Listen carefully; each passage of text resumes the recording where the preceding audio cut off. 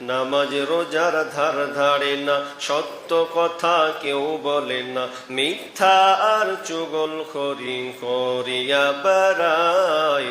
গজব কেন রে দুনিয়ায়, শান্তি কেন নাই রে দুনিয়ায়।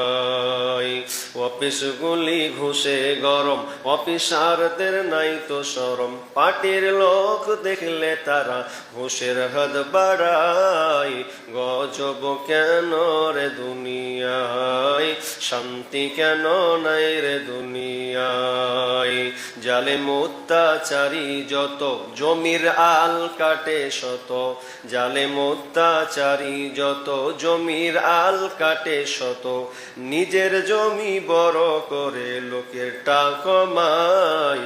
গজব কেন রে দুনিয়ায়, শান্তি কেন নাই রে দুনিয়ায়।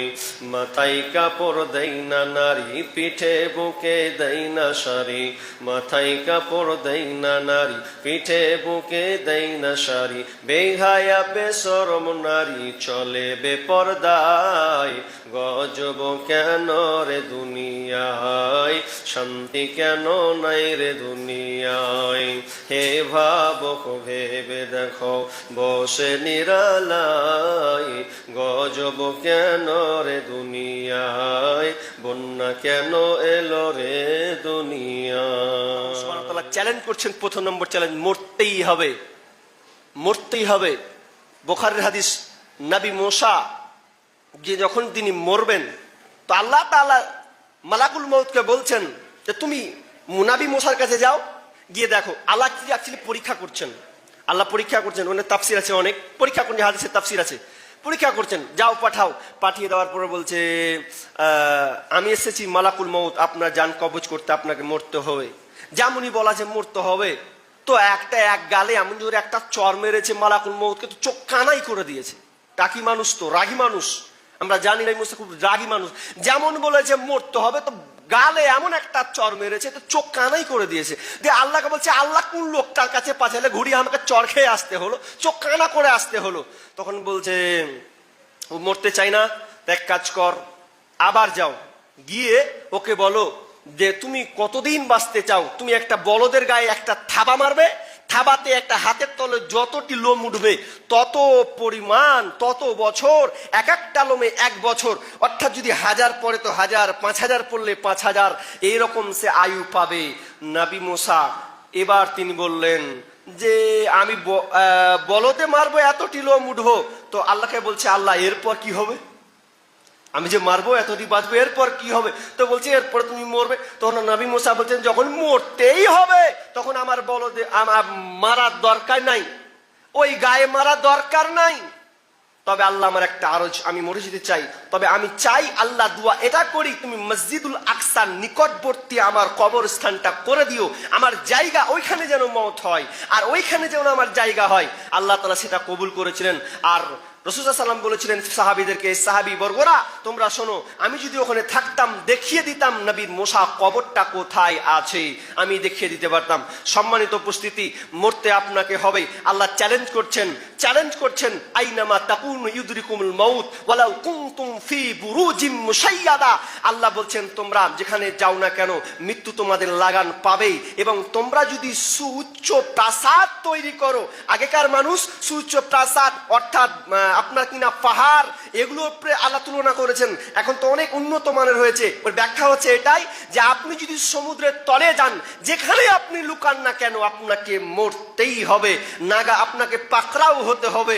এই জন্য তো সামুরা বিন জুনদুব তিনি বলছেন যে যারা মওত থেকে পালাতে চায়, মওত থেকে বাঁচতে চায়, তারা হচ্ছে শিয়ালের মতন। যারা মওত থেকে পালাতে চায় তারা হচ্ছে শিয়ালের মতন। একজন শিয়াল একদিন মাটির কাছে ঋণ চেয়েছে, শিয়াল তখন মাটিকে দেখে পালাচ্ছে, মাটির তলে যখন ঢুকছে, আরে মাটির সঙ্গে সাক্ষাৎ, তখন শিয়াল আবার ওর কাছ থেকে পালিয়ে যাচ্ছে। যেথায় পালায় সেটাই, যেখানে যাই সেখানেই মাটি, রিহাই কিন্তু নাই। তখন সে যখন মারা গেল তখন সে মাটিতে তাকে শুইতে হলো। এই জন্য সামরা বিন জুনদুব বলছেন যারা মওত থেকে পালাতে চায়, বাঁচতে চায়, তারা হচ্ছে শিয়ালের মতন। দেখেন একটা জিনিস ভাবেন, আপনি পারলে জাহান্নাম থেকে বাঁচতে পারবেন। আল্লাহ আপনাকে অপশন দিয়েছেন, আপনি জাহান্নাম থেকে বাঁচতে পারবেন। আল্লাহ আপনাকে অপশন দিয়েছেন, অফার দিয়েছেন, আপনি জান্নাত নিতে পারবেন।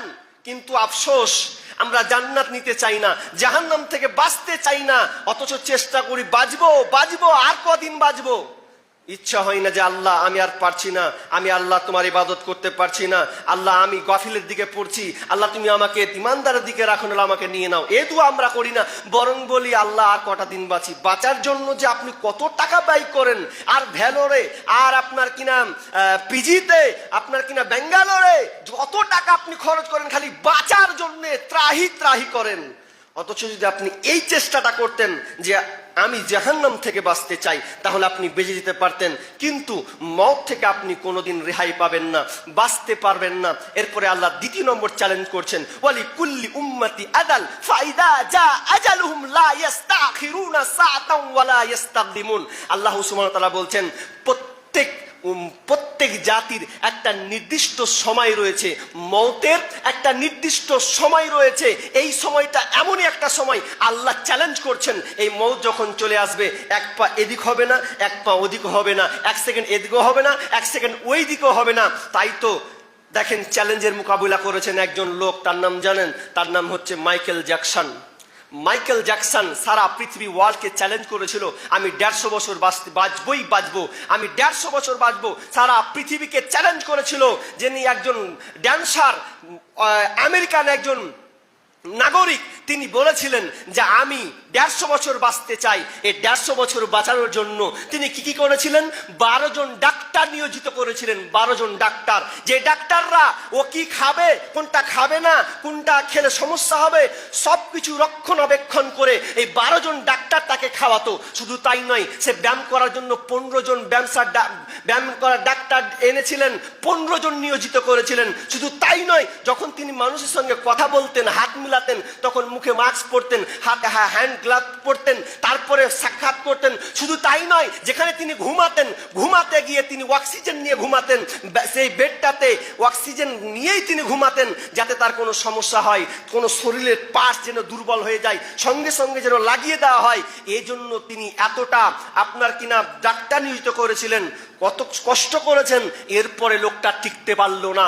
মাত্র ক বছর বেঁচেছিলেন?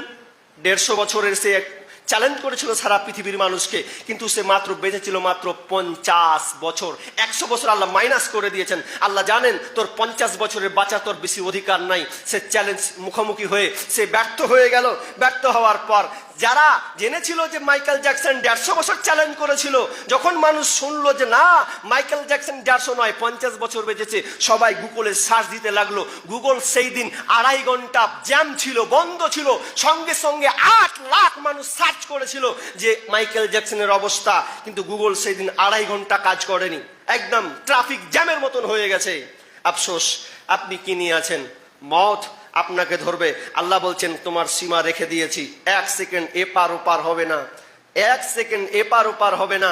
আল্লাহ এটাও বলছেন বিআইয়ি আরদিন তামুত। 3 নম্বর আল্লাহ চ্যালেঞ্জ করছেন, আমি যে জায়গাটা নির্ধারণ করেছি ওই জায়গাতে মরতে হবে। তুমি ভেবো না যে আমি বাড়িতে মরবো। তোমার মৃত্যু বাড়িতে হবে না, গাড়িতে হবে না, রাস্তাতে হবে না, গাছের উপরে হবে, সেটাও আল্লাহ নির্ধারিত করেছেন। 2020 সালে যশোরে একটা খবর নিউজ দেখছিলাম ইউটিউবে, ফেসবুকে, যে 60 ফুট লম্বা একটা খেজুর আপনার কিনা নারকেল গাছ, ওই গাছে উঠেছে বেচারি, তো আর নামতে পারেনি, ওখানে স্তব্ধ হয়ে মরে ধরে আছে। আল্লাহ বলছেন আমি তোমার জায়গা লিপিবদ্ধ করেছি, তোমাকে যদি 60 ফুট লম্বা উঠতে হয় তো আমি তোমাকে ওখানে উঠাবো। আপনারা তো জানেন, কিছু কয়েক বছর আগে, তথ্যটা বলছি না, খালি ইঙ্গিত করছি, যে সমুদ্রের তলে টাইটানিক দেখার জন্য তারা গিয়েছিলেন 5 জন যাত্রী, কোটি কোটি টাকা খরচ করে গিয়েছিলেন। আসলে আল্লাহ বলছেন আমি যার জায়গাটা সমুদ্র তলে রেখেছি, ওকে ওখানেই যেভাবে যাক ওখানে আমি নিয়ে যাবো। আল্লাহ বলছেন বিআইয়ি আরদিন তামুত, আমি নির্ধারিত একটা জায়গা রেখেছি। শেষে এই কথা বলি, রাসূল সাল্লাল্লাহু আলাইহি সাল্লাম বলছেন আকসিরু যিকরা আকসিরু যিকরা, যে বেশি বেশি করে স্মরণ করে, হাদি মিলাদ্দাতিল মউত, মউতকে, যে ব্যক্তি মউতকে বেশি বেশি স্মরণ করে, আল্লাহ রাসূল সাল্লাল্লাহু আলাইহি ওয়াসাল্লাম বলছেন তোমরা মউতকে বেশি বেশি করে স্মরণ করো, কারণ এই মউত এমন একটা ডেঞ্জারাস বিষয়, তোমার সমস্ত কিছুকে কেটে দিতে পারে। একজন সাহাবী এসে বলছেন ইয়া রাসূলুল্লাহ, কোন ব্যক্তি সবচাইতে, কোন মুমিন সর্বশ্রেষ্ঠ, কোন মুমিন সর্বশ্রেষ্ঠ? তখন রাসূল সাল্লাল্লাহু আলাইহি ওয়াসাল্লাম বললেন যে যার চরিত্র ভালো, যার আখলাক ভালো, যার ব্যবহার ভালো, ও হচ্ছে সর্বশ্রেষ্ঠ। আর কোন মুমিন সবচাইতে জ্ঞানী? তখন রাসূল সাল্লাল্লাহু আলাইহি ওয়াসাল্লাম বললেন ওই লোকটা জ্ঞানী যে লোকটা মৃত্যুকে নিয়ে চিন্তা করে, মৃত্যুকে নিয়ে ভাবে, মৃত্যুকে নিয়ে গবেষণা করে, সেই ব্যক্তি হচ্ছে সবচাইতে জ্ঞানী।